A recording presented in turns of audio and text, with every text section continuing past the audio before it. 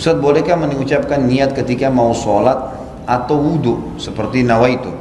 Ini sudah pernah saya jelaskan teman-teman sekalian. Kalau kita kembali kepada hadis Nabi SAW, maka belum pernah ada pengucapan lafaz.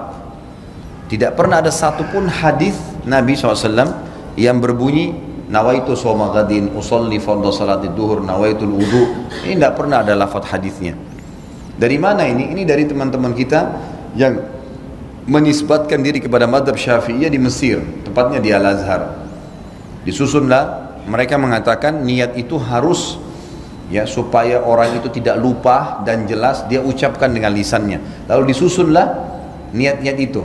Kalau mau sholat, sholli fardhu salatid duhur, nawaitu shoma ghadin untuk puasa, nawaitul wudu'a dan seterusnya. Ini semua disusun.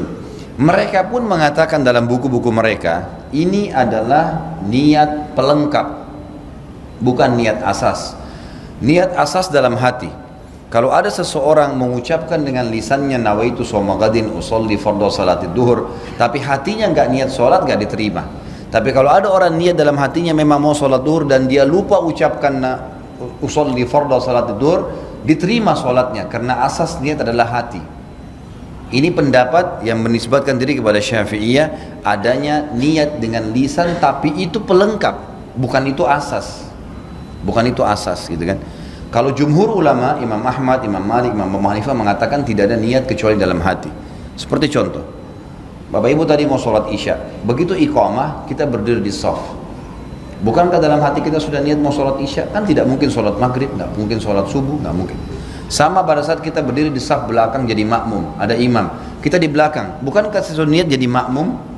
Bukankah tadi imam kita pada saat maju di tempat imamnya dia sudah niat mau jadi imam dalam hatinya? Ya itulah niat sholat. Dia tidak perlu mengatakan makmuman, imaman. Yang sudah jelas-jelas jadi makmum dia. Sudah jelas-jelas dia begini. Dia mau sholat duha. Dia berdiri mau sholat duha. Tidak mungkin dia niat sholat duhur. Itulah niatnya. Dan ini yang dikatakan oleh para jumhur ulama, bahwasanya niat tidak perlu dengan lafaz karena belum pernah ada dinukil dari Nabi SAW seperti itu. Satu-satunya yang disebutkan dan didengarkan oleh para sahabat itu adalah waktu Nabi SAW menyebutkan niat haji dan umrohnya. Itu pun ada sebagian ulama yang mengatakan itu bukan niatnya, itu termasuk dalam talbiyahnya. Tapi beliau mengatakan labbaik Allahumma umratan. Ya Allah, aku niat aku menjawab panggilan umrahmu. Labbaik Allahumma hajjan, ya Allah saya jawab panggilan hajimu, gitu kan.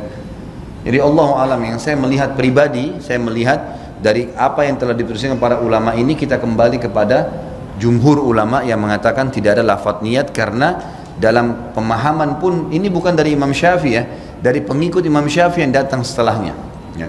Karena Al-Azhar ini ada jauh setelah Imam Syafi'i, jauh. Imam Syafi'i tahun berapa? Tahun 204 meninggal dunia gitu kan. Sementara Al-Azhar ini ada tahun berapa gitu ya. Jadi sudah jauh. Makanya datang pengikut-pengikut yang menisbatkan diri lalu kemudian memasukkan dalam sebuah madhab. Allahu a'lam.